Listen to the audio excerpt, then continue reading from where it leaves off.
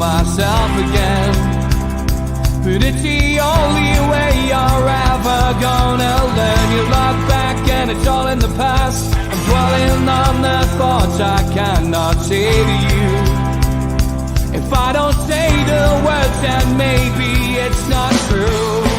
And it feels alright when they come and say to you. Good evening, welcome to NUFC Matters, the three amigos, the perfect start to start your Newcastle United weekend. Steve Hasty will be joining us shortly. Welcome to Keith and to Mitch, and welcome to everybody in the chat. And Keith, you're back from your holidays. Your internet's a little bit ropey there. You've gone into some kind of very pixelated, isn't he? Doctor Who kind of pixelated way. We can see you just. What's your volume like? We can hear you. Can you hear us? Yeah, we can hear you perfectly, mate. So you're fine. We'll make it clear. We'll wait and see. Right, but right. He looks like an informant having his identity protected. Yeah, it does. Anyway, slightly shorter show tonight because I've got things to do, places to be, people to see, all of that carry on. So we will crack on. Now, I did say last week that I was going to put a poll up on my Twitter, which I did, about fans groups. And the question that I put up was simple. With the emergence of another NUFC fans group, is it time for NUFC to look at launching an official supporters club? Please feel free to comment and vote. The comments were superb. Lots of great chat in there. Very interactive. We had, lots of people suggesting lots of things. But the vote, well, there was 2,437 votes. 79% said yes, there should be an official club, and 21% said no. So, Keith, you're having your tea. I'll start with Mitch. Mitch, your views on that. That's not a bad for a Twitter poll. That's not bad for starters. For 34,500 people viewed it. A lot of people commented on it, and lots of different suggestions I've already mentioned. But there seems to be, people want it anyway. That the cross section of supporters fancied having a one from the club. What's the benefits of that? Look, mate, there's a void, and there's been a void for a long time. I've said it before, and got a lot of fans who won't join us, a lot of fans who need to be persuaded to get involved in anything. That's a herd and cats scenario. But there's a vacuum that exists. And the club should be the ones filling that vacuum, in my humble opinion. And I don't know if they realise the size of the job they've got in their hands, something. And that's not a criticism as such. It is what it is. If you look at how it's worked for Man City, I think they're a very good line to follow out here in the Gulf. I can tell you straight away, and I think any of the lads out here in the Gulf, Stu in particular, would tell you, the Gulf lads and lasses will join an official fan club like that. They're not necessarily bothered by one that's set up by fans for fans, and they're not interested in the politics of it. If it's official and club sanctioned and club ran, and they see the benefits of being a supporters club member that is handled by and solely by the club, they will join. And I think that's the relevance for me in this part of the world, in this region. I think that's the only way to grow it in this region. That's just my personal opinion, and that's not to criticise anybody else involved in any other group at all. I'm not here to do that. In fact, I support wholly everything that everybody does, because there's something there for everyone. But I think the club, to ensure that every single person interested and who loves Newcastle United for whatever reason they do has a voice, it needs to be something driven by the club, in my opinion. They've got the database, they've got the reach, they've got people willing to help them. If they were to turn around to people here in Dubai, go to Julie Roseblade, who's done so much for the Dubai mag since she got involved. And I'll be having a chat with her this weekend, hopefully, about a few other things. We're already seeing politics happening in Saudi with 3 different people claiming to be the number one person to speak to about fans groups in Saudi. There we go, we're already at that point, and it's only been 5 minutes. And so I think that's where the club need to get a grip and be the people who are driving this. And it gives anybody who's involved in terms of that club-based group, I think, has a lot more potential power to their elbow because of the sanction of the club.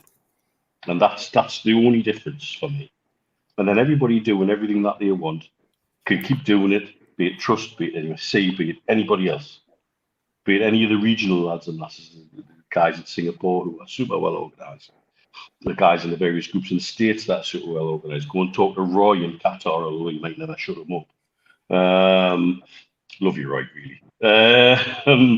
There's a load of different ways you could tackle it, but it all, for me, has to stem from the club for it to be taken seriously everywhere.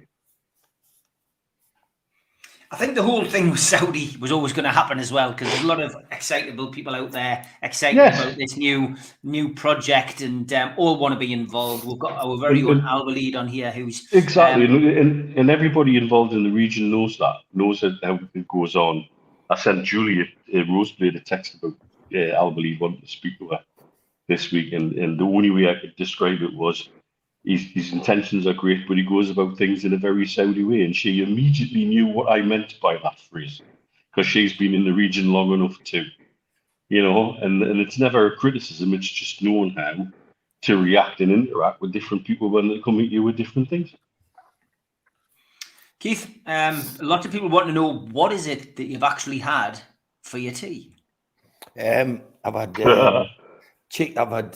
my pal's got a butcher's, and he made some fresh chicken Kievs tonight, and puts a sauce in and breadcrumbs them, and then he did some garlic potatoes, and I had some marifat peas, and I cooked it for my better half who's just finished work, who was just fresh back from holiday. Had a brilliant week. And before I go any further, can I just wish my pal John Allen, can I just wish him all the best? He's fighting and making good progress, and he'll no doubt tune in sometime. But I just want to say to everybody, keep shouting for Johnny. He'll be back soon. Yeah, he will be. He's never missed the chat this week. He's been late. He's been through a tough old time. I've been updating people on here each night. And listen, been through a rough old time. I'm sure he'll fill everybody in when he gets out. But John, when you tune in, as always, we're sending our best. But great. He's had the toughest journey he could ever have in 8 days. And he's had 5 hours sleep. I was talking this morning for 3/4 of an hour, and he's just a diamond. And I can't wait to get back, because I go to the match with him, and I'll miss him daily.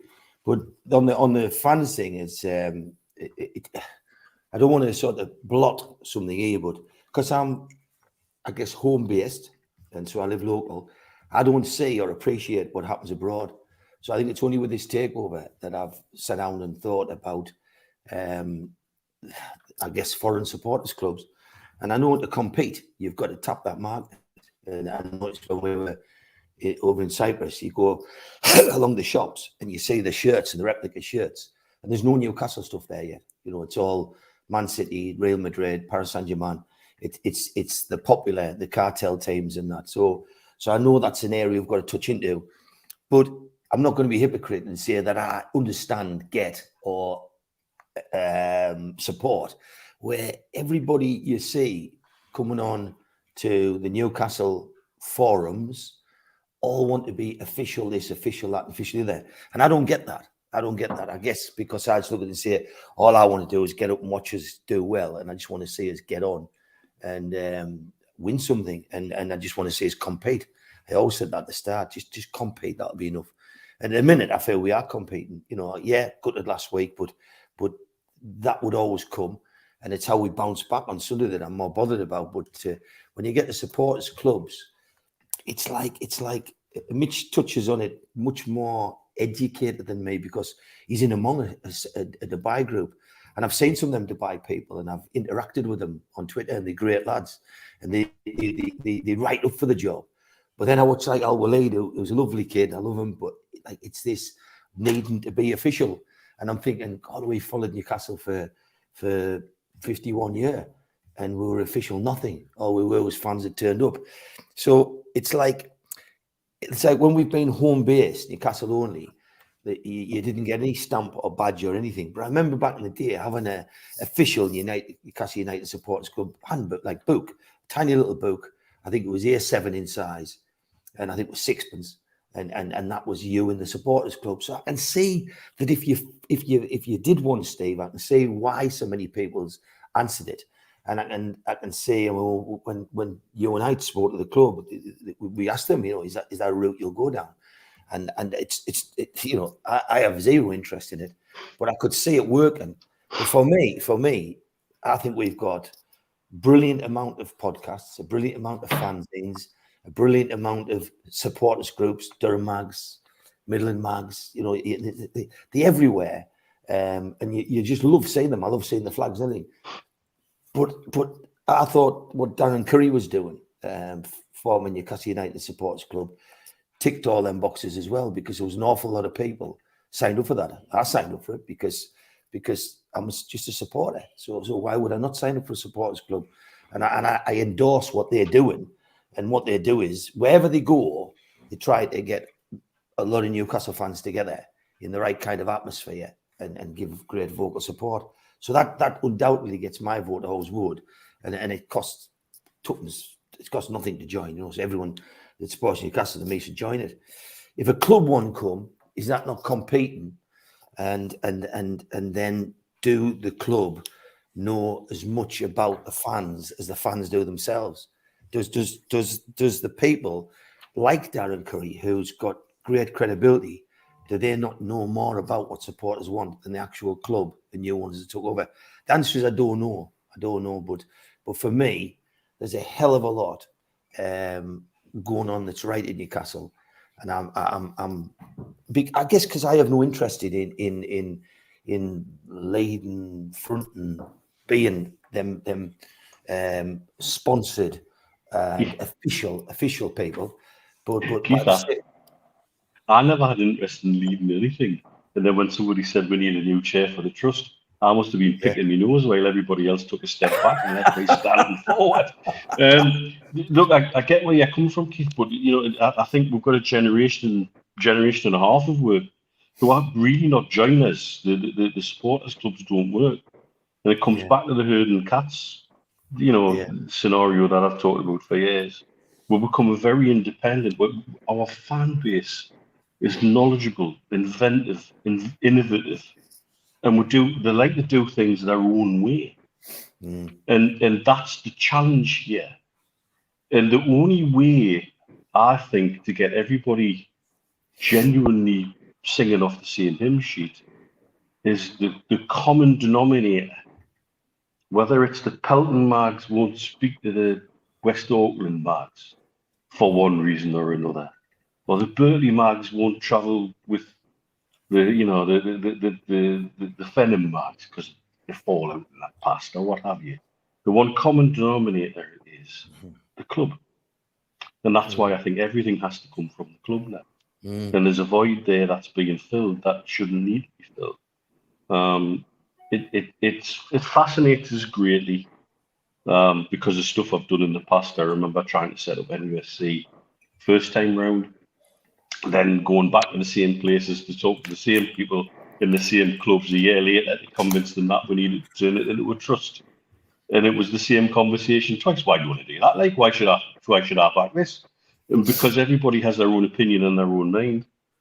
And if you feel like they've been engaged and heard out, then they start to want to say, right, okay, I respect what you're doing here. I'll back it. I might not, but ultimately, then there's a respect there. I think Mike. Really I think tough, I've got concerns. I think the concerns that these ears aren't the right ears. I think I've got concerns that who chooses, and supposing the club form an official, and they put an advert out in the paper, and someone comes in and applies, and then they're running the supporters club. But do they know how to run a supporters club as good as fans that's gone home and away and are sitting with 500 points? And for me, them fans that's gone for that last 14 years of hell away from home and have all them points, by God, I'd bow to them, because they deserve them points.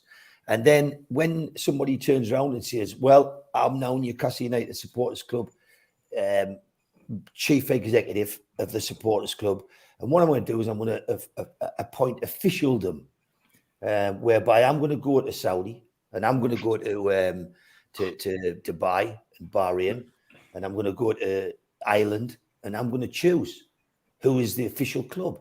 And there's, you know, in Ireland, I know of 4 groups, supporters groups. So how do you choose the official one for Ireland? How do you I'll tell you how you do it. You do what Rogan Taylor did in 2000, in the start of this millennium, and he basically ran it properly, like an election, like the fans liaison committee. It was heavily hit, criticised. It was just, you know, ultimately for me personally, it was one of those things that if you did it again, it would work, because those people are voted for by the fans. The fans have to nominate themselves. It's a proper electoral procedure, which was, you know, run by the electoral, you know, committee, society, whatever it is. It was done properly, and I think that's the way to do it. And it's run exactly like the trust, except it's a body within the club, and they have meetings with the club, and they feed stuff from the fans back to whoever at the club deals with it. I think it would work really well. It's not really for running buses and stuff like that. Of course, things may generate within the club, and that might happen. But I think it would work really well. I don't want to be part of it like you, Keith. I just, you know, it was a question I asked, because although I think what Darren and the guys are doing is great, right? All it does is it's another group. It's another set of supporters under an umbrella who, looking at a lot that's said backwards and forwards, a lot of them are members of the trust. So it's another group, and there's no problem with that group. There can be millions of groups. That doesn't matter. But the problem is that this one in the UK they're not against the trust, but they are a separate entity from the trust. And the trust will always say that the trust will always say that, well, we're done properly. You've got to, you know, it's done properly. You've got meetings. You've got people have voted incorrectly, and you know it's aligned with this and it's aligned with that, which is what Darren's going to do. They're aligning with this and that. The various organisations that they've got to do. Absolutely, the trust are. But again, if you look at the articles of trust, if anybody wants to have a go at us about that, I'm trying to remember, I did write some of them, that they exist for their members and the members only. They're not for me and you if you're not a member. And that's the point of difference. And so, again, there is another void that NUFC probably steps in for those who maybe feel like they want to belong to a club of some sort, but don't see being part of the trust as a positive thing for them. So there has to be alternatives. And again, that's where, in my opinion, the club have missed a trick already, because there's not an official one there. As Paul says, though, people support Newcastle United in their own way. And so I get where they're coming from. Oh, and by the way, if anybody's wondering where I am actually in my lounge. I've just never inflicted the Vegas baby light on you all yet. I'm not, contrary to Andrew and Pegswood, sitting in the cloakroom of an 80s themed nightclub. Some people might say that's what my dining room is, but never mind. Look, it's really difficult, because I think we're at a point where we've got used to things being done by fans off their own bat, getting off their arse and doing something. That's what all of us have done somewhere down the line in the past. And we've not had the help or the engagement or the desire of the club to be involved in that. And if that has changed totally, then it's up to the club to then drive that on, not to hand it off to fans. But if what you say is right, I'm saying my mind's simpler. I think your club does one, and Steve just said, well, you'll have it properly balloted. What was it, Rogan, Josh, or someone that's turned around and says basically, this is how you do it. You elect the people with the trust of doing that. But like you've just said, that's just for members. So you get NUFC, and that's for everybody. And they've got thousands of members in now. And I think they'll grow to tens of thousands of members. And then we're going to have an official one. And for me, there's too many. There's too much. And when Darren Curry and his colleagues formed that, I thought, well, that's filled the void, because we haven't got official supporters club. If the club were to do it, they had a perfect opportunity to do it with season tickets. Yeah, that like 30,000 season ticket holders. They could have formed a club out of the funds of that and said, we're going to do it. But there didn't seem an appetite when we support the club. You know, they didn't seem as though that was the route they were going down. For me, I think Newcastle's got 10 of everything, and I'd rather see us getting more united. So we had one support, and I guess your point is dead clear, Steve. You said, well, if it was, the way to unite people is via the club. Maybe it's the other point, the NUFC one, and make that official. I don't know. I'm not sure. Is there any need for a trust, says Bill? But look, at the end of the day, people can do what they want. If they want to do all of this in their spare time, let them crack on with it. You know what I mean? We've all done a little bit here and there over the years, and I understand why people do it. But, for me at the moment, it's all about just going to watch the team play and enjoying the ride. So, but it was interesting. It was good to see the feedback, good to see the response. We, of course, had Kev on the show the other week who gave his views of, the new club. And we'll have him back on again. I think our relationship with the trust suffered a little bit during the takeover. I'm not sure whether we'll have anybody on the trust on the platform again, but always welcome. If they've got anything to say, they want to say anything and put anything on, I'm sure we can have a little chat and maybe get them back on. But that is it. We'll welcome in Steve Hasty. Good evening, Steve. Hello, can I join the club? Join the club, yeah. Well, take us up to the first instalment of Tweet of the Week by just giving us your view. 2,500 just about voted on my Twitter poll about whether whether an official supporters club run by the club would be beneficial. 79% said yes, 21% said no. What's your take on it, Steve? Having been a battle-hardy supporter in your time. Yeah, we've been involved in many a battle. I can tell you that, Steve. It's an interesting one, and I think what we're falling into like sort of a bit of a trap here when we talk about. I would try to say that it's a trust, a supporters club. It is the NUFC a supporters club unofficial? Is there an official supporters club that the club runs themselves, which is like being a member? They've got a membership, but unfortunately all you get for the membership is the ability to buy tickets when tickets become available, when they're falling down a particular category, etc. And I'm quite interested because I think all of the little satellite groups that there are dotted around the world tend to be organised for expats and stuff. I mean, I've looked at some of the comments there that were coming in as I was driving. People talking about America, they're saying that the club's talking to all sorts of groups. They're expats. It's the same with the Dubai Mags. It's the same with the guys in Qatar. Maybe it's not as much, but very similar. Whereas when we were in Saudi, it was very much locals wanting to be part of a club. And I think that they don't get the politics that's involved in being a supporter sometimes with Newcastle United, because it's been politics with a small p dotted around for years and years and years. They just say, I want to be part of Newcastle United. I think, certainly what I was picking up from Saudi, I want to be part of Newcastle United. I want to be part of something. And you go, well, you can join NUFC. There's some lads in North Shields running a club, and they go, well, why would I do that? It's the understanding. It's very difficult for us sitting back here, trying to explain. But when I was up there with you and Keith, and when we're chatting with Sarah Medcoff, who's the new not fans liaison, but taking on a role very similar to what the old fans liaison job was, sort of supporter engagement. The model I was explained to her was the way Man City run it, where you can set up a little supporters club. Basically, City find out who you are, how many people you've got, and then you say, we're going to be meeting here, we're meeting there, we've got, and the club interacts with them. They have their own little interventions with them, and they are kind of, they get a pass that's come from the football club. They get a membership card that's come from the football club. They get a flag that they can display in their bar that's come from the football club. So those people immediately think they're part of the football club, and it's that sort of interaction. And now there are other clubs that do exactly the same.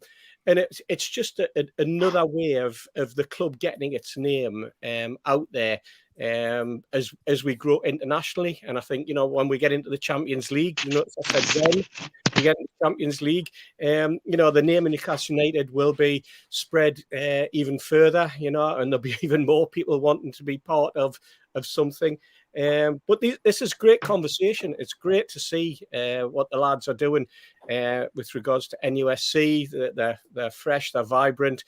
I think the Trust is a totally different vehicle. The Trust is very much a political vehicle more than anything else. And it was born out of protest. It was born out of the very thing that existed 14 years ago when, back in 2008, we all got together and tried to bring something that was meaningful. 27,000 people were members of the Trust at that particular time. It frittered away over a period of time to about 600. Then protest again, a resurrection of protest, and its membership grew again. But it's there to take individual members' issues to the club to get an answer for or from. Whereas I think a supporters club is very much to have a not even a two-way dialogue. It's put your arms around, we're all part of something and we're going to do something. Would you like to be part of it and all that type of thing?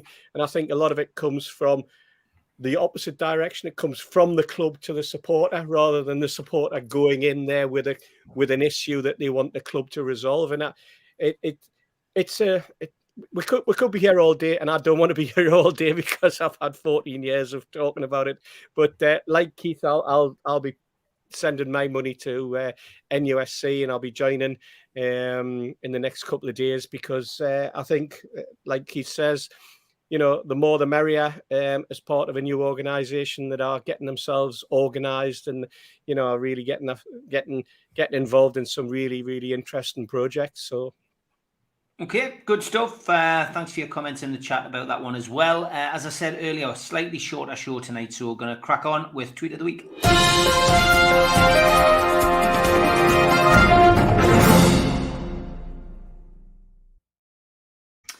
Start off with this one, fun and games at the snooker. On the snooker table.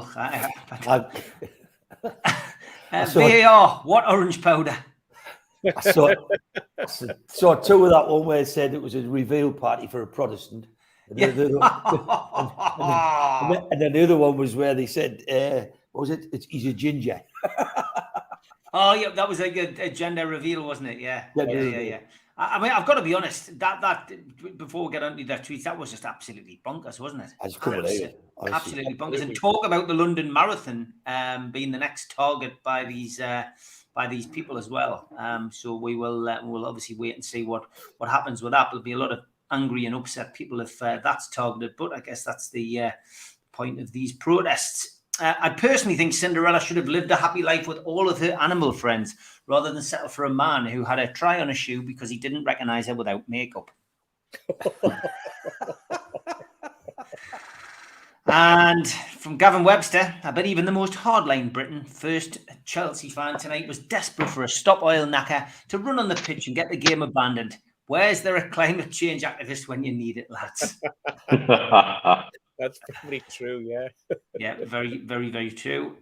This one from Stormy Daniels. I'm a dictator, not a dictator, so I politely excuse myself from this contest. Favorite dictator. Very good.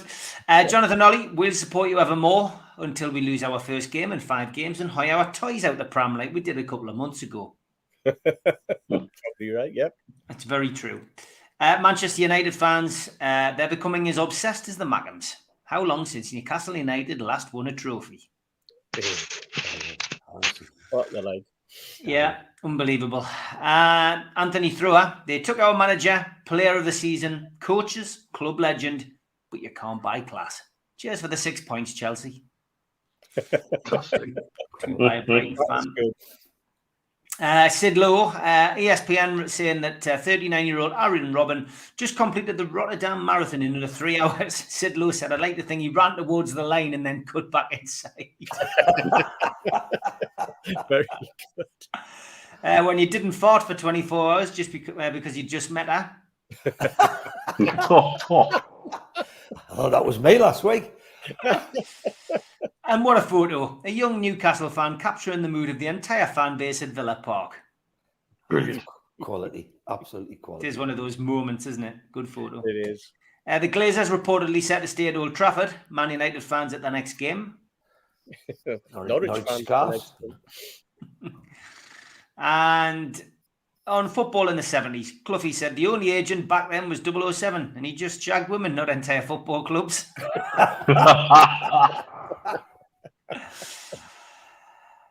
And VAR from Davy Craig, checking club badge. It's very true, that, mate. Yep. Very true. Things I hate. 1, vandalism. 2, irony. 3, lists.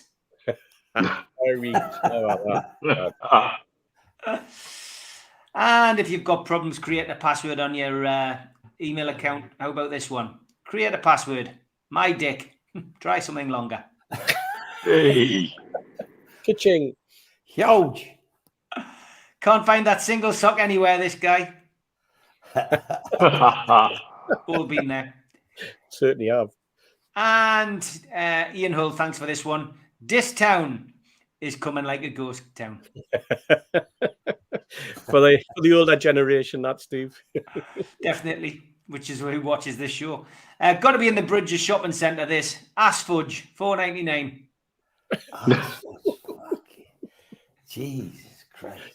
I hear your wife's thinking of leaving you because of your obsession with Kylie Minogue. I should be so lucky.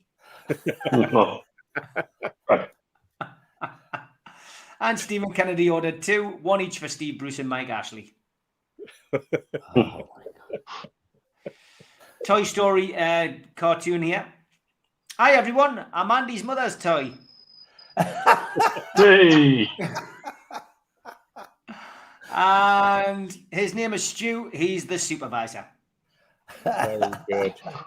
That's brilliant, isn't it? It's a penman. It is. Another one from Jimmy Moore. Tweet of the week. Autopsy Club, meeting Saturday, open mic night. Oh. I'm going. Hold on a minute. Oh, I've got it, yeah. This one as well. Lord of the Rings, but Legolas has a sniper rifle. The second version, yeah. And vintage Newcastle from Zara. Never back. Early kickoff. Mahatma Gandhi. Brilliant flag, that. What possessed him to take that to Villa Park? I'll never know. Out of context, humans always a good laugh. There is no. It's Miley Cyrus. Love meeting everyone in London today. And then Ben Shapiro goes, "There's no way you've met everyone in London in one day." Right. And got the bus home when he seen the price of petrol. That's crackers. Star Wars super group here.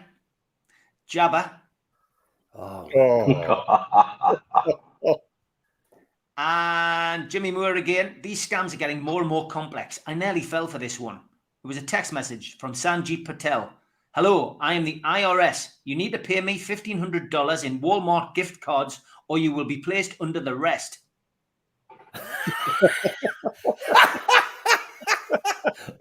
Under the rest. Clearly didn't have his translation book when he was trying to con that bloke. Another Star Wars joke here from Ian. Jimi Hendrix. Apparently he had debts with Jabba the Hutt. No. Right. Very good. Very good. And tweet of the week from Stuart Hines. Looking for a local dog wanker for during the week. I can handle weekends myself. Must have experience with larger dogs. Is Roy Keane available? Good old Canterbury residents group there. Pull the dog's coat off. And this is great from Dougie. Dougie's a bad man. Yeah, you can see it, folks. I've left that up long enough now. If not, rewind and watch again. Ian also almost saw a vampire on his morning walk. And this one from Ian Hull. Chelsea Forum. The sun will shine on us again. They got a reply from the sun himself. I can confirm I won't. And this one from Ian Hull. Cool round table. Who built it? Circumference. Jesus. Gareth Vardy, thanks for this. I went to a zoo that only had one animal. It was a dog. It was a It's a Shih Shih Tzu. Very good, very good. And this one from Lee. Turning TVs and bikes into cracks since 1988. Allegedly, Lee. Allegedly. Not getting shut down. Tweet of the week. Thanks, Mark. Why do men start podcasts instead of going to therapy? Said Flossie Baby J. Elijah Edwards said the same reason females start an OnlyFans instead of getting a job. Wow. Thanks for that, Mark. Mark, I do get all your tweets, by the way, mate, but some of them are just clearly not able to put on this show. Andrew Tate, when I was 8 years old, a couple of 10-year-olds used to bully me on the school bus. One day I started crying to my dad, saying I didn't want to get the bus. I told him why. He sat drinking whiskey and playing chess at 9 a.m. Didn't even look at me cry. He replied, "You're moving with your auntie and uncle in Bel Air," said Tony. Last few. Do not eat my lunch. I have 1 shrimp and 4,311 grains of rice. Fake penis man in court. Worst superhero name ever. In the Bolton News. And Jimmy Moore. May the Glazers and Manchester United live long and prosper. They had no intention of selling all along. You've all just been played. Zara replied, not sure I want them to prosper. Which is, I think we'd all agree with Zara. Steve Cooper looks absolutely devastated or thrilled to bits. I can't tell. I think we've covered Steve on here a few times. And Michael Oliver refereed a game in the Saudi Pro League today. If any journalists want a reason to quickly draw up a way to get angry at us. And I have got a couple more which I need to add. Just bear with us here because I had. I've seen people have had a go at him for doing it and getting paid $3,000. It's like, what's the headline? Man gets paid for doing his job. Exactly. You know, it's unbelievable, isn't it? I had this one through from Kenny Ranson. He says, when you can't decide what shirt to wear.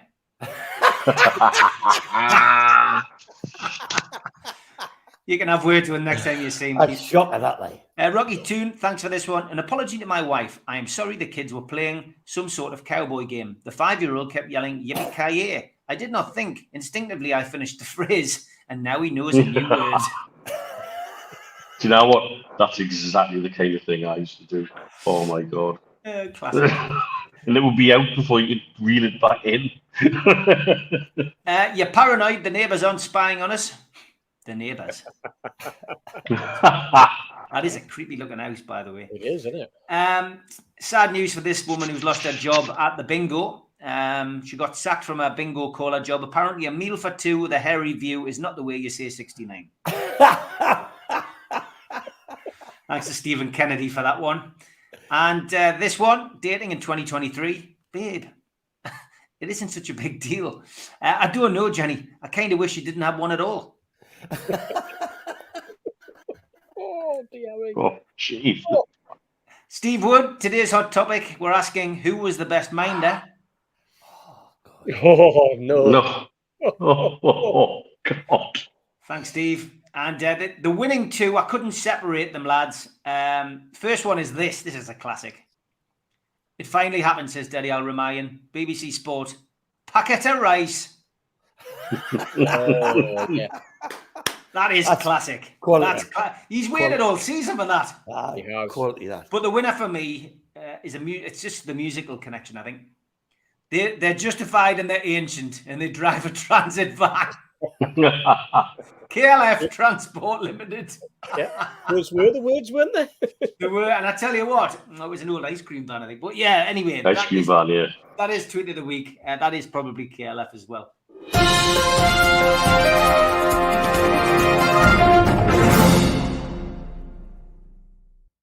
As always, when Eddie Howe does a press conference, I always do a press conference review. That went up this afternoon. You'll be able to see it on there. Highlights that came out of it really for us were that obviously ASM isn't back in the country. He's still injured. There's been no setback, but it's going to take a little bit longer than expected. Almiron obviously played last week in the second half. Had a long absence, but he's had limited training. Emil Kraft is doing well. He's on the way back, but won't be back this season. Big show for next season. I think the big things that I took out of it were there was questions asked about the defence. I thought Lee Ryder, and I said this on my press conference review, I thought Lee Ryder was outstanding today. And I wouldn't normally say that because he's usually right at the end, doesn't get a chance to ask any questions that haven't already been asked. But this is the one I want to discuss with you now, lads. He asked if it was a concern and time for change in that back four. And he also then moved on to Dan Burns, saying, he stayed in the team. I presume you think he showed his credentials. But, I mean, Lee, in a roundabout way, was trying to say, is it time to drop Dan Burn and bring Matt Targett back? Yeah. He also asked about Gordon and said that there was a few people thought that Gordon shouldn't have been back in last week. And so he pushed him on a couple of players, but let's focus on the back four, Keith. Is it time maybe to rest Dan Burn this weekend? Do you think he's played virtually every game this season? He's been absolutely superb. We all feel he's been playing out. Eddie Howe now sees him as a left back. Is it time to rest him, or do you think Targett didn't do himself? Targett hasn't done himself any favours somewhere along the line. Maybe he's out of favour. Who knows? But is it time to change, or do you think you should just leave it as it is because it's got us so far? I think he'll play Targett on Sunday, but I wouldn't. Newcastle were poor right across the field on last week. The frustrating bit is we got outplayed, out-pressed, out-run. It was all the things we've become good at. We didn't do. But Longstaff didn't start. I think people started seeing the difference that made. And I think the single burnout, it's a couple of times when he's been skinned an odd time in games lately, but then within 5 minutes, he's then getting the measure of the guy and then playing a great game. But I look at what he's done this season. I think he's an outstanding season. I think he's an outstanding attitude. I think he's good for the dressing room. I think he gives us something more. I agree. If we're going to go Champions League and we're going to win the league, we need left backs for the positions you look at. But when he's on the pitch, he gives you an awful lot. And for me, he's given us blood this season, and I love the bloke. And for that reason, I'd start with him because I think we had 11 Dan Burns against Spurs. Attitude-wise, commitment-wise, running, effort. He just dies for you. I didn't think Targett did anything exceptional, albeit I think he's a good player. But for me, I think if we start with our back four on the back of that performance last week and put the best midfield, the best forward line out, I think we beat Spurs. I think we beat them well. You've got to remember you're playing Spurs side that haven't been good themselves, and they played awful, and they're getting beat off a terrible team last week. They were rubbish. They were hopeless. And we came up Villa on the day. So to me, I would be, if I was Eddie Howe, I would say, look, you've got a chance to reprieve yourselves. Go out there and show Newcastle fans what you really are and show everybody how you got here.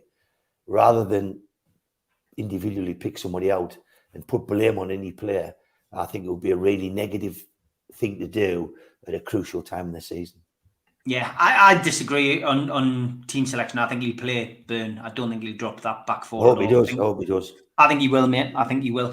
Steve, I mean, it's just, everyone's going to get tired, and I personally feel like teams have targeted him. You know what I mean? I think he needs to protect Dan Burn a little bit more. I think that's all he needs to do. I think there's been, we got off to a bad start in the last 3 games, something which was addressed at the press conference again today, and Howe seemed to be quite defensive about that, pointing out to the fact that we, against West Ham, Bruno hit the post, but then we scored early. He said we had a poor start against Brentford, and he says obviously we started badly and never recovered last week, but he seemed to be quite defensive of it. But we did, I think if you watch all the games back, we are getting targeted down that right hand side, and Burn is copping for it a little bit, isn't he?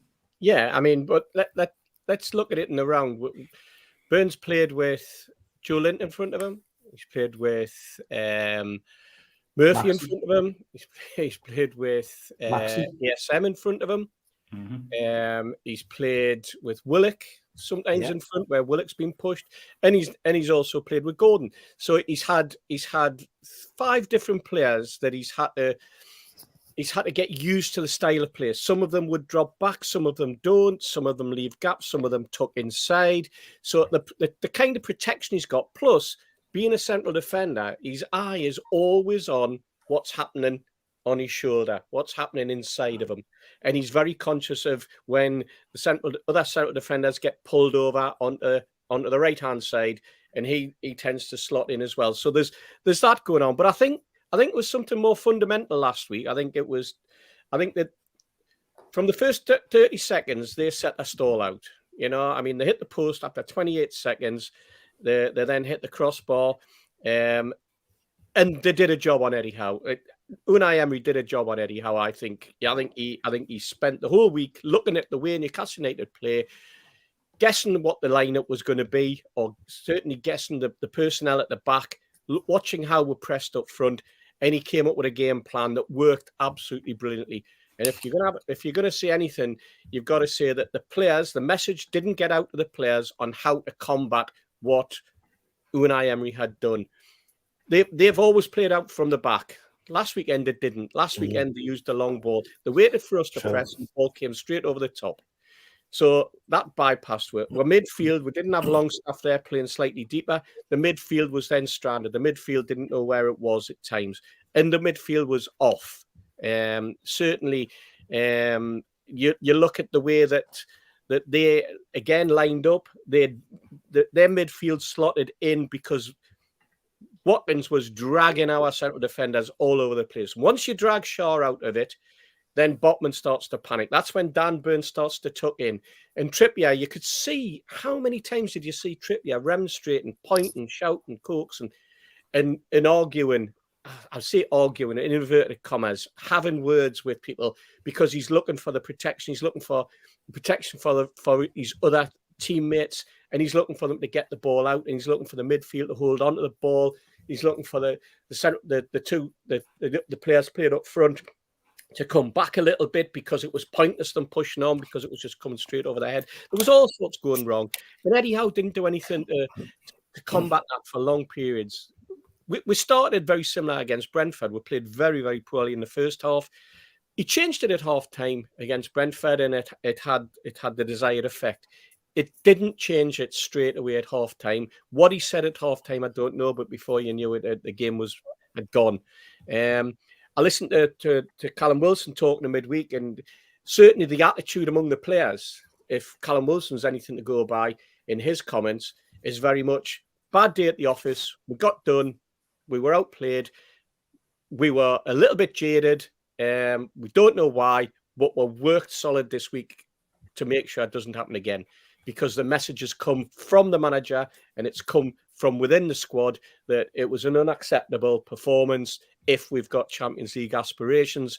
And it was also pretty obvious from listening to Callum Wilson that they do have genuine championship willing to be there. So they're certainly not giving up. They're certainly not sitting there going, well, we'll settle for a UEFA spot or anything like that.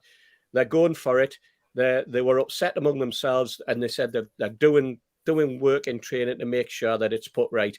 And I think there'll be a reaction on Sunday. So there's lots of things that didn't slot in, lots of things that could have been done to rectify, but didn't happen until it was too late. And certainly a lot of things for Eddie Howe and the team to look at. Whether he changes the back four, who knows? Is Lascelles owed to start instead of Shaw?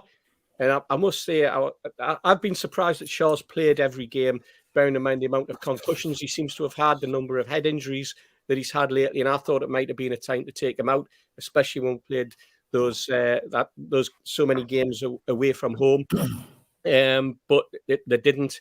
And Gordon, he just wasn't at the races. But I think it was more to do with the way that the opposition were lined up and the way the opposition played rather than anything particularly that was wrong with Gordon or wrong with Joe Linton. I just think it turned into not their type of game. And we move on and we'll go on to Sunday. And yeah, I expect us to come out hammer and tongs and absolutely batter them. Phil Sharp says, is there a library named after your dad at Burnside High School, Mitch? You are nodding Yes, away there is. there. Yeah, there is. Yeah. Fantastic. Has he got his internet sorted?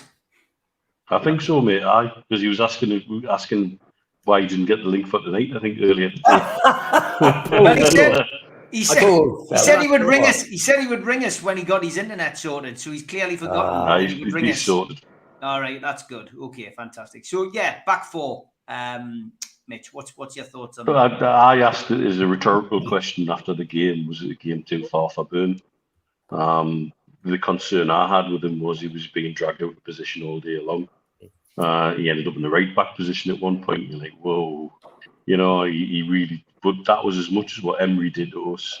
That game reminded me of Villa last year when we were starting to put some results together.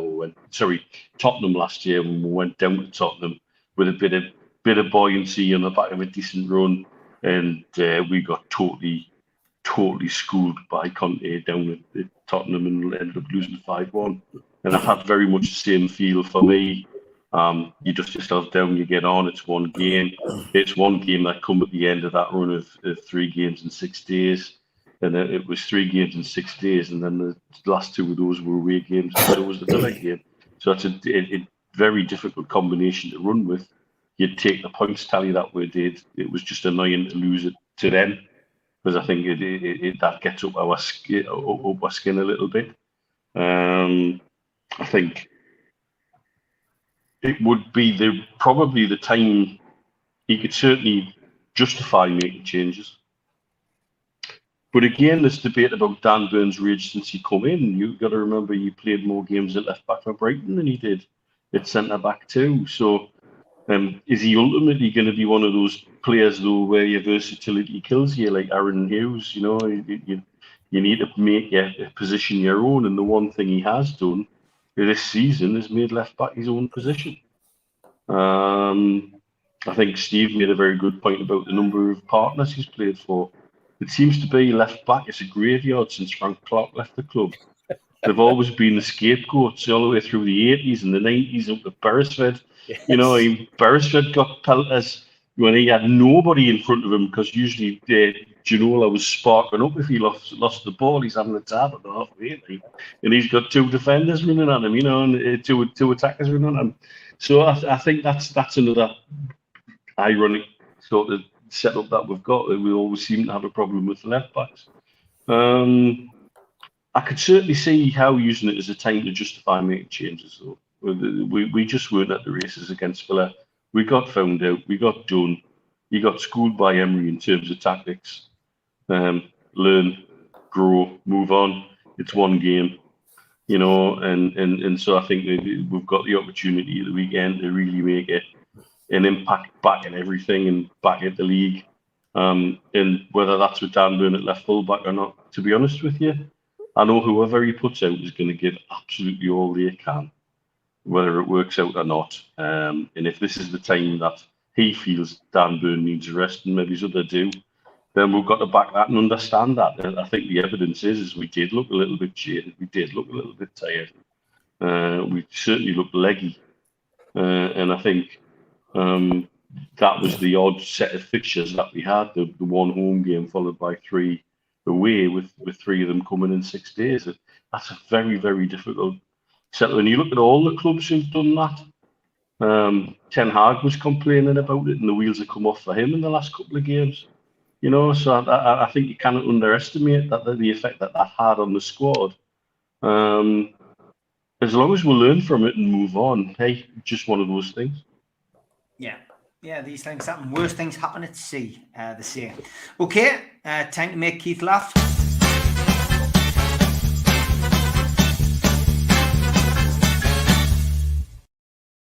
And of course, last time we had Tune Lookalike, Steve Hasty, was been missing in action. So I've managed to accumulate quite a few. Do you not put them up? Oh no, I kept a few, Keith, because you weren't. Well, you were missing, Keith, so I kept a few for you. David Cook, please pass on. You sent, Keith. All the ones you sent. I've said none. Mr. Hastie's had a tough week after celebrating 3 wins in 6 days. There he is. They're having a bottle of brown ale, Keith. But I know you like your dogs, Keith. So there's Steve outside the ground. Yeah. And then if anyone mentions clubbing, don't go, Steve, says Steve. This one, Steve Hasty at West Ham.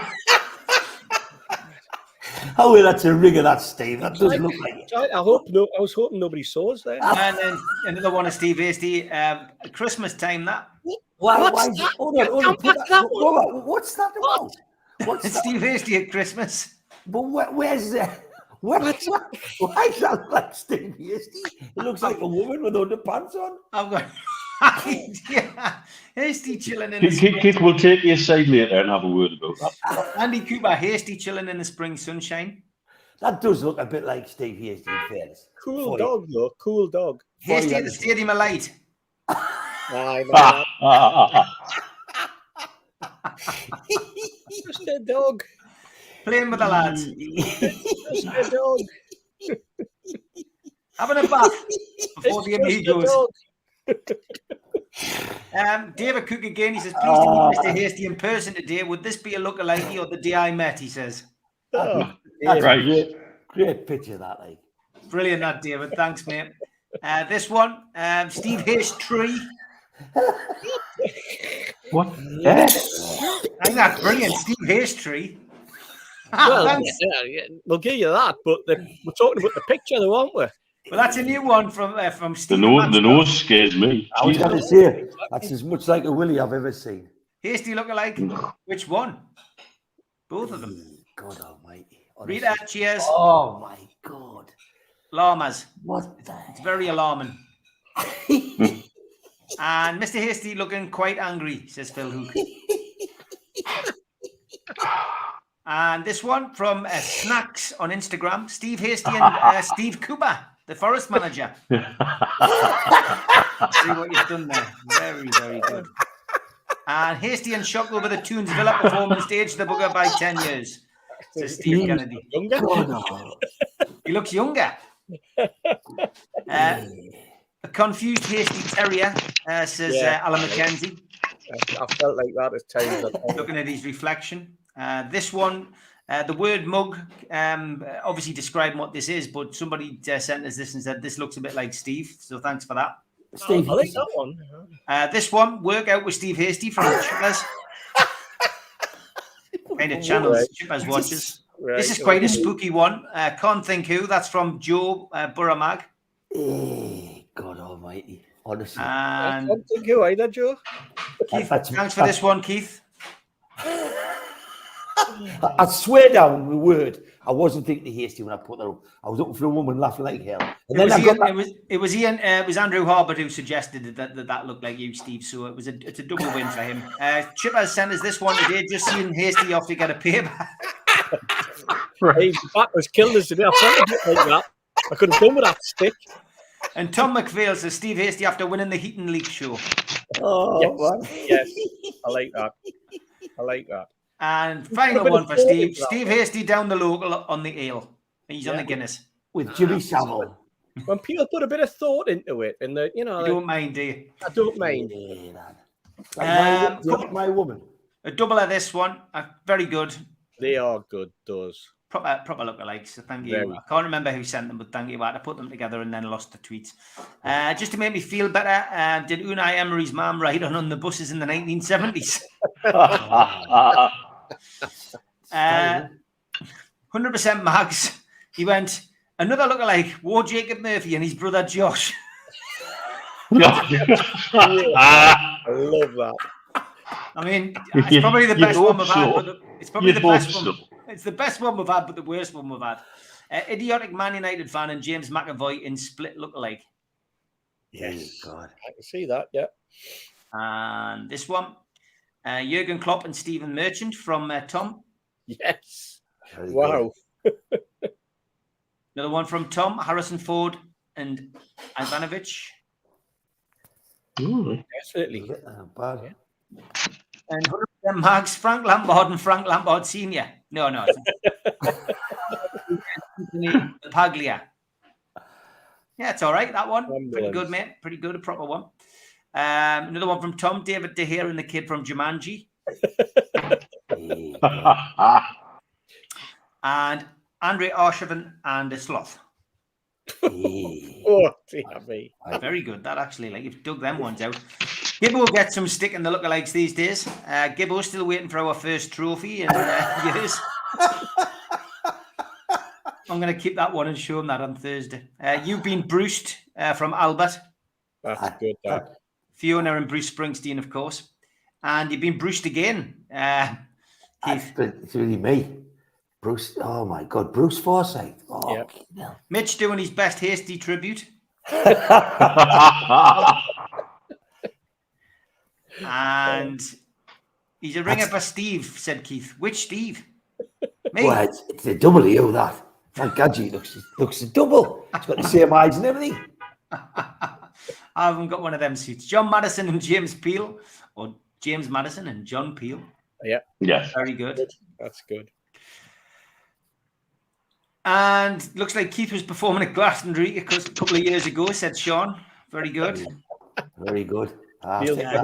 Vince Smith, lookalike, Keith, Steve, and no glasses, Ben Jacobs, looking good in the early 90s group Waistcoat Revival. I love that. I just get compared with pop stars and singers, and I love that. Do you know this woman? Luke said it's Steve Bruce. Steve Bruce. Good dad, isn't it? Yeah. Lookalike. Who's that? That's the Chelsea goalkeeper and Guy Havertz, isn't it? Kai Havertz, aye. Not bad. Okay. And the last couple. Harrison Ashby and Jean-Claude Van Damme. Yeah. And the winner.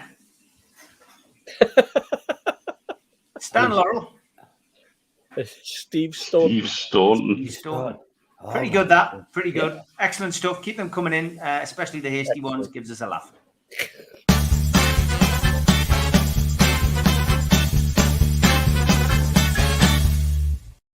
Time to squeeze in your favourite music as well. And you know what?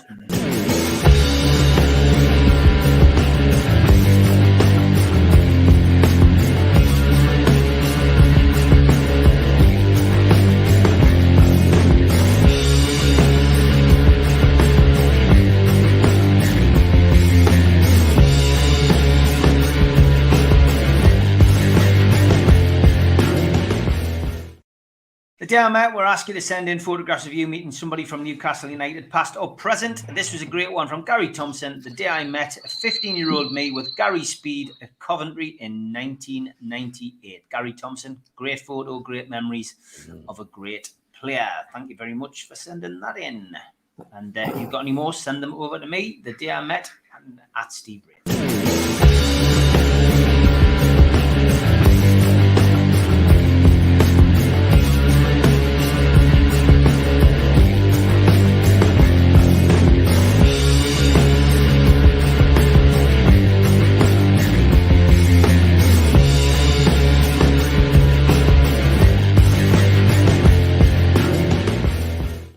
Okay, half an hour left. We'll play the ads. So if you want to go and do something, do it now. A big thanks to all our sponsors. Skips and Bins. Telephone 0800 25 45 25 3. Email inquiries at skipsandbins.com. Website skipsandbins.com. Easy contract free and pay as you go waste collection. Thanks also to Mr. Vicky's. Handmade in Cumbria. These sauces are really hot stuff. You can order them by emailing info@mrvickys.co.uk or by telephoning 01768 210 102. Thanks to Neil and the guys at Media Arts for all the help with the video side of things. And thanks to qtechshop.co.uk, the makers of pool tables and snooker tables in Wallsend, Newcastle, and the guys who run our website, nufcmatters.com. If you want to subscribe to the show, hit the subscribe button tonight. It is free. Hit the thumb up under the video to like the video and click share to share to your other social media. If you want to join the channel, hit join. There's 3 different tiers. Pick the one that suits you and help support the channel financially. If you want to pay a one-off membership fee of £25 and get these goodies, a scarf, a pen, a cup, and entry into the monthly draw, then go to NUFC Matters and look for membership pack. Failing that, get your smartphone and put it over the QR code and it will take you straight there. We're also a podcast and you can find us on iTunes, Spotify, Podbean, and other podcast providers. Usually goes up 24 hours after the show has finished. We also support the food bank on this channel. If you want to make a virtual donation today at the Matchday Bucket, go to nufcfansfoodbank.co.uk and you can make a deposit today. Don't forget to enter the Shearer raffle. There's 150 tickets, £1 per ticket, and you can win a limited edition signed Alan Shearer ball. Enter now at nufcmatters.com. If you have a look on our website, we've also got a vast range of mugs, t-shirts, cups, and whatever else takes your fancy. The Isaac t-shirt is proven popular this month, $16.99 plus delivery from nufcmatters.com. Don't forget as well, we do a range of events over the course of the year. We have Peter Beardsley, an up-close and personal evening at the Tynemouth Surf Cafe. Limited tickets remain, 25th of April. Get them now from Surf Cafe, tynemouth.co.uk or from ticketweb.uk. There's also an evening with Peter Beardsley on May the 19th at the Tyneside Irish Centre, and you can get tickets from newcastlelegends.com, and tickets are £50. Don't forget our end of season do takes place 27th of May, 7 o'clock at the Tyneside Irish Centre. Tickets for that one are a tenner, and nufcmatters.com is where you can get your tickets for that. In June, Thursday the 1st of June to be precise, Rob Lee will be at Louis Liquor Store in the Big Market in Newcastle, and tickets for that are available direct from the venue. And an evening with Rob Lee, Lee Clark and John Beresford takes place the next evening on Friday the 2nd of June at the Grand Hotel in Gosforth. This is a charity event and tables are of £10, £700, and you can book them by contacting Natalie at heelandtoe.org.uk or visiting their website. In July, Gavin Peacock is in Newcastle on July the 10th at the Tyneside Irish Centre. Tickets for that are available from nufcmatters.com. And he also takes an evening with at the Surf Cafe in Tynemouth on the 11th of July. So get your tickets direct from the venue for that one as well. And if you're a boxing fan, the Night of Champions, Ricky Hatton, Frank Bruno, Nigel Benn and Joe Calzaghe takes place at the Fed. And that will be taking place on the 16th of June. More dates to be added. Tickets from all those events, www.goldstarpromotions.co.uk. Okay, Newcastle United take on Tottenham Hotspur this coming Sunday, 2 o'clock kick-off live on Sky Sports. It is a sellout, and as always, we look ahead to the game and got my usual videos. First up, one from Toonstad.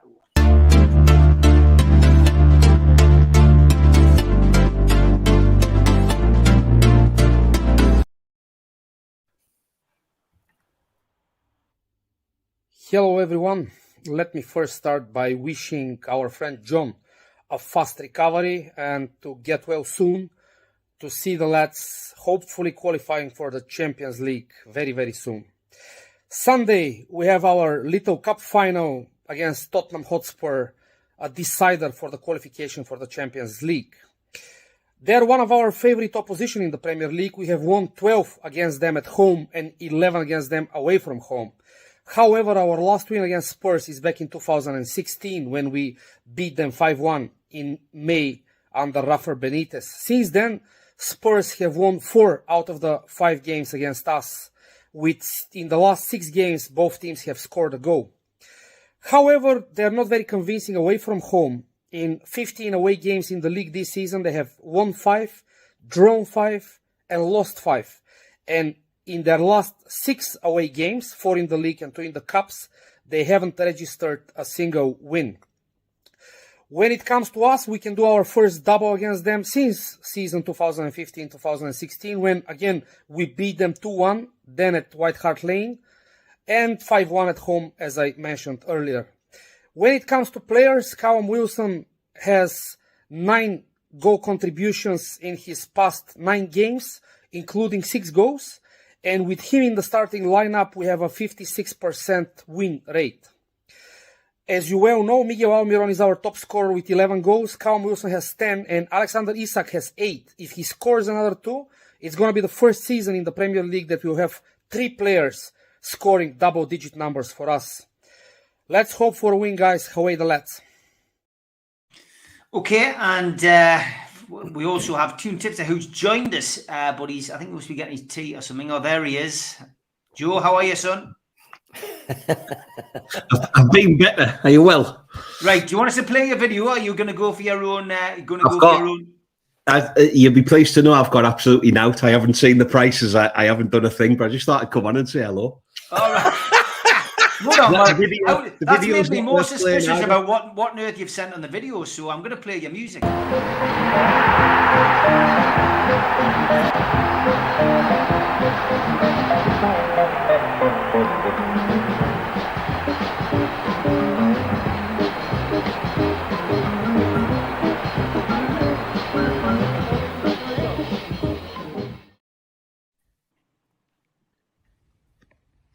Evening, folks. Tipster here.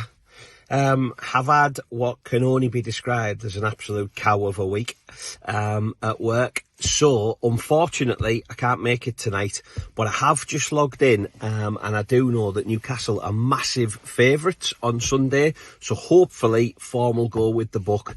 I will, of course, say that Joe Linton will score a hat-trick and we will win... Let's say we'll win 1-0. That would be amazing for our Champions League push. I hope everybody's well. Hopefully normal service resumed next week. Big love to Johnny Allen. And please watch what you're spending this weekend on the bookies. They've got enough. Take care. Bye. Right. That's great, Joe. Thanks very much. See ya.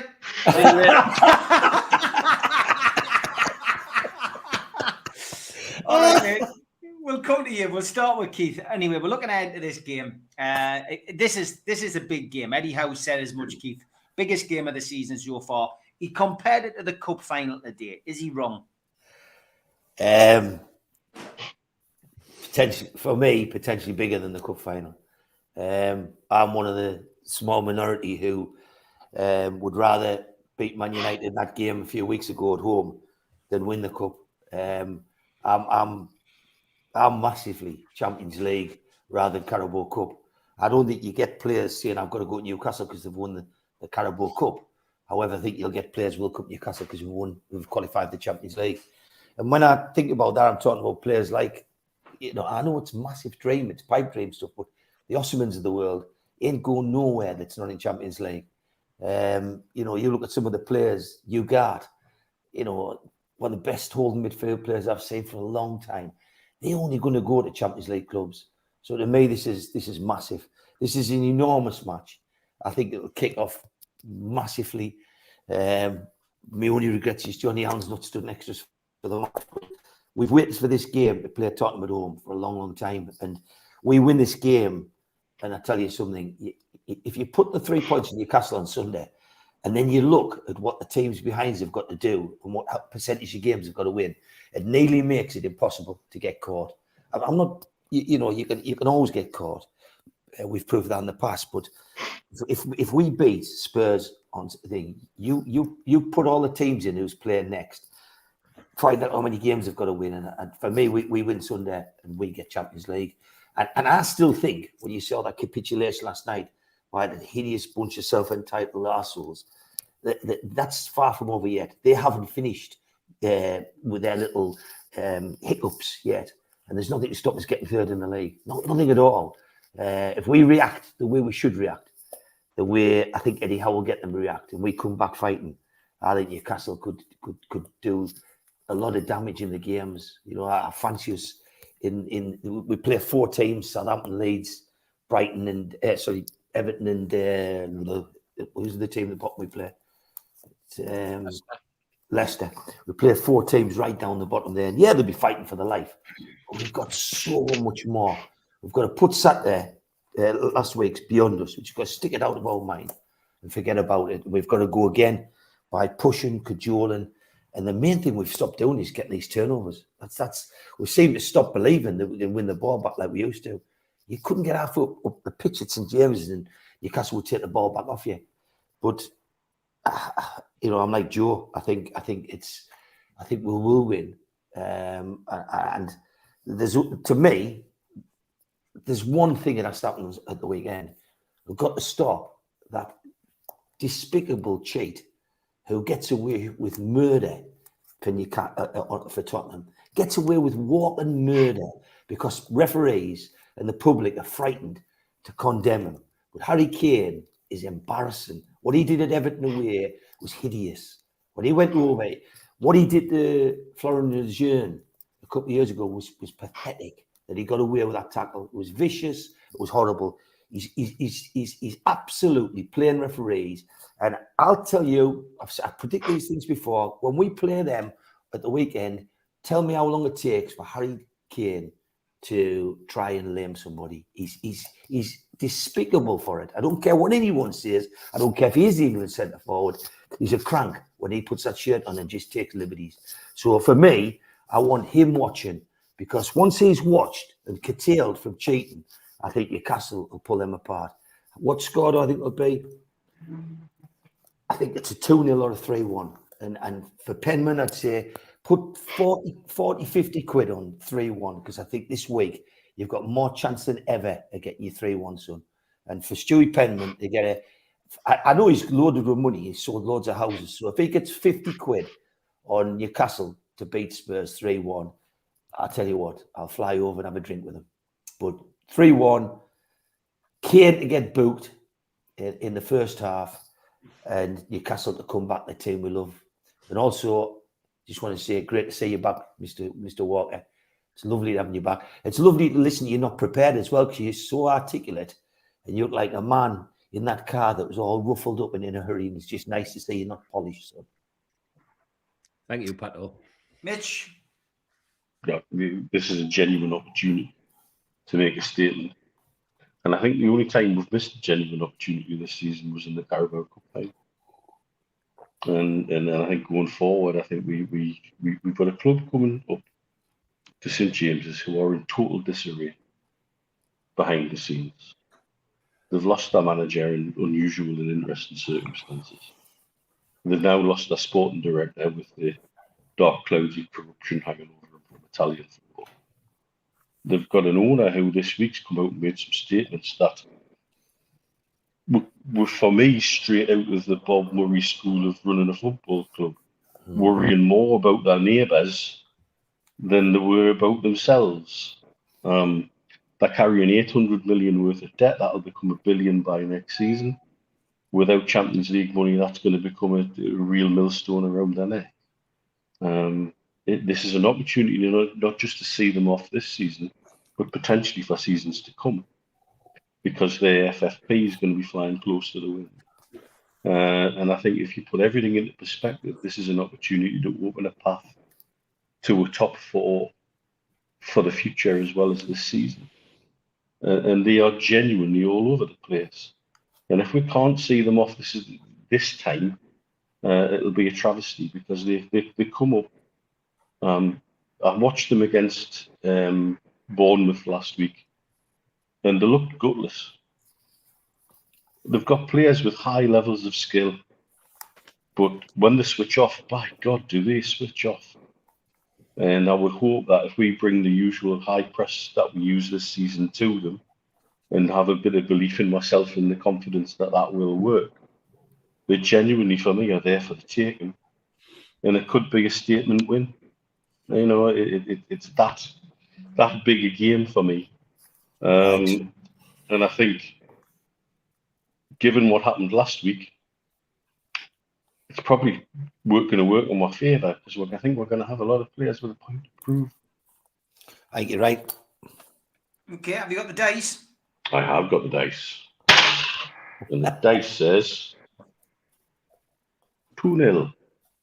That'd be good for me. Good for me. Joe? Look, there's another measure where they are. I saw comments today flicking through Twitter, somebody who'd been on some of the Spurs forums. And a Spurs fan was saying, there's a measure of where we are at. We're going up to Newcastle at the weekend, and I'm confident 100% we're going to get beat. And if you want to look at one player as a measure of where we are, Trippier, we bought him for 3 million. He's gone away and won La Liga. He's now the captain of a top four side. And we've spent 115 million trying to replace him. And we've replaced him with worse. Yeah, good point. Wow. Yeah. An intelligent Spurs fan, that's like a mirage. Rocking horse shit, mate. You predicted 1-0 on your video, Joe. What's your feeling? I mean, you know, this is a must-win game, right? Yeah, you talk about the cup final, and I've still got that romantic streak in me, and Keith and I have talked about this in terms of Champions League versus winning that League Cup. Yeah. To be brutally honest, I would still have took the League Cup just because. But when you think about the riches of the top four, when you think about affecting this elite, I've heard you guys talk about cartels and the media coining this big six and all that. Tottenham Hotspur were always the first team in the crosshairs for me, because I think they were the ones, despite having the England captain, he is going to go on and be the Premier League's top scorer. We know that. They've got arguably the best stadium in Europe. That's really lovely. But for me, they were all the team that we were going to catch first. So this then, without sounding like a massive cliche, this becomes our cup final. I wasn't at the Manchester United game, but I'm led to believe we were absolutely wonderful and destroyed them from start to finish. So I'd like to think that whatever Eddie Howe said before that game, and whatever the guys were working on throughout the week, we take into Sunday and we'll do exactly the same again. The bookies, I'm just having a quick look there as you guys are talking. You know, we're below evens to win the game at 4-5, just over 3-1 for the draw. Just under 3-1 for the draw, and just over 3-1 for Tottenham to win.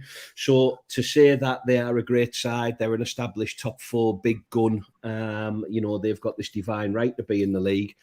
The bookmakers certainly don't think so in the Champions League. The bookies don't think so. And I hope we pull it off, you know, because I agree with Mitch. I think that, one, there's never going to be a better time for us to qualify for the Champions League, because Chelsea will never have a stinker like this again, and Liverpool will never have a stinker like this again. Right. You know, Manchester United and Man United, City are the best team in England by a mile. We know that, and Arsenal are on the up. So let's give it everything we've got. I'll take a 1-0 win. The 3-1 there, Pato, is coming in at 14-1. So if you want to stick £50 on that, you'll get a reasonable return. 700. Yeah. Where did you learn to do it? We were going to calculate. Where did you pull that out from? Which school you also went at? So yeah, but why not? And I guess we've said that a lot this season. Why not? I didn't want to get overly carried away against Aston Villa. I predicted it wasn't going to be an easy game, and it certainly wasn't. You know, Emery done a job on us. We played off the park. Fair enough, it happens. I didn't think, despite the result, we were particularly brilliant when we played West Ham, even though we battered them, and we weren't particularly brilliant first half against Brentford. But the difference is with the blips that we've had in recent weeks in comparison to the post-World Cup blips is we're still picking points up. So I'm not going to get carried away with the Aston Villa result. We know we're a great side. The league's telling us we're a great side. And we've got Alexander Isak. So let's start talking about him and not Harry Kane. Well said. Good stuff and well said. Yes, Steve? Isak and Wilson up front. I'd love to see that. Tomorrow could be the day that he does it. Why not? Playing against probably one of the worst back threes in the league at the moment, and on confidence anyway.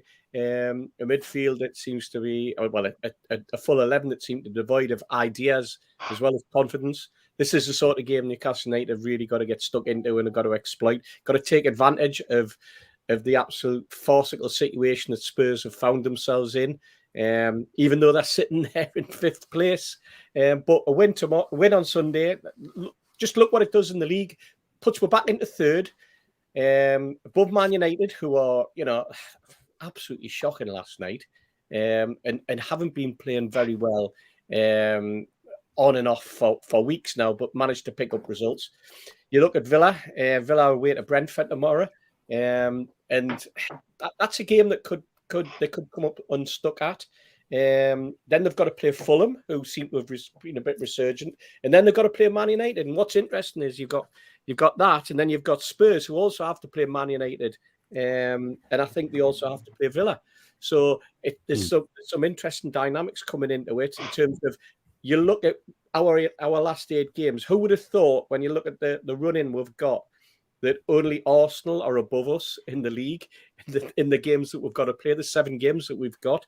And who would have expected that, okay, you look at Brighton, but you look at the rest of them and you think, God, Leeds all over the place, Chelsea can't string games together, Leicester doomed, Southampton haven't a clue, finished, and then Everton, who were playing midweek. The opportunity's there for Newcastle. Get above Man United on Sunday. I played in a cup semi-final anyway, which I hope they lose. I'm slightly different to you, Keith, in so much as when you said you'd rather have the Champions League than the Carabao Cup. I thought we could get them both. That's hence the disappointment, you know. And I thought that we just weren't at the races on that particular day, and a bit like we were on last weekend. But no, I'm going to go for a 3-1. I'll not be putting that 50 quid on it though. Definitely. I think I'll put it on, but I'm stupid enough. I'll try and name the first scorer as well. That's what I always do. Muck it up. I think we'll win. I'm going to go a bit closer. I said 2-1 last night when I tend to predict it on the Gibbo and Supermax show. I think 2-1. 12th man, so important this Sunday. How are the lads? Yeah. Tune on the PV early. The away fans will be like us under Fatty. So yeah, look. I think that's kind of what Eddie was asking for in his press conference without saying it so much, wasn't it? Yeah, of course it was. Yeah, get the fans on side. There was a few people pushing towards that today. Okay, a couple of things to finish off. I did say slightly earlier finish tonight. I've got a place to be. Elliot first.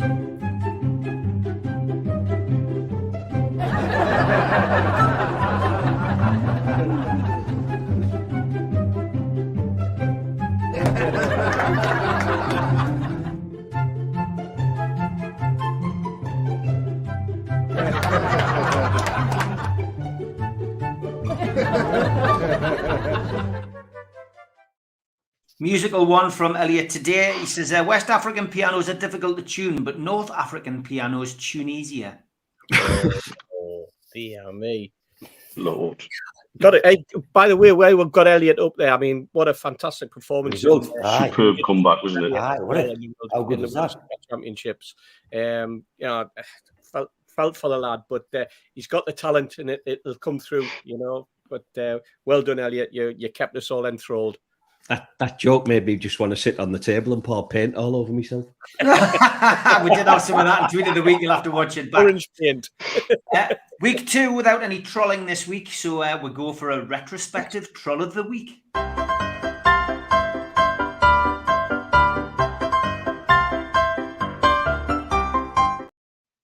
What's retrospective? It's in the past. 2012, this one is from. I don't keep these. I'm just looking for them on Twitter. Lol, serial self-promoter Steve Braith, now on side with NUF's PR. What a twat. 2012. Yeah, me. Yes, this is the problem with Twitter. They're still there. These some of these people. You just search Steve Wraith and amazingly they turn up. I'll just put an expletive at the end of it and usually something turns up. So I wonder what the subject matter was then. Well, I don't know. Unfortunately, it wasn't there, so I couldn't find out. Now that you've asked, Steve, I'll try and be a bit more specific. So we've got like a bit more specific retrospective troll of the week. Can you change the retrospective? Can I just not send you a WhatsApp calling you about Tory nonsense and just use that? Can we have a shorter word for retrospective that I get, like a little word? Old one, Pato. Okay, I've got to play the music again for Julie.